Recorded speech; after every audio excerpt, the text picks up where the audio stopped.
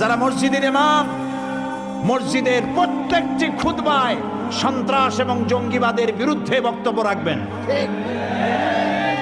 কোরআন এবং হাদিস দিয়ে বুঝাবেন জঙ্গিবাদ আর সন্ত্রাসের স্থান ইসলামে নাই। প্রত্যেক খুতবায় বলতে হবে, প্রত্যেক মসজিদ ভিত্তিক সন্ত্রাস নির্মূল কমিটি বানাতে হবে, সন্ত্রাস প্রতিরোধ কমিটি, এলাকা ভিত্তিক কমিটি বানান। প্রত্যেক মাদ্রাসা, প্রত্যেক স্কুল কলেজ শিক্ষা প্রতিষ্ঠানগুলো ছাত্র ভর্তির সময় শর্ত করবেন, ছাত্র যেখান থেকে এসছে তার এলাকার চেয়ারম্যান এবং এমপির চারিত্রিক সার্টিফিকেট দেখাতে হবে।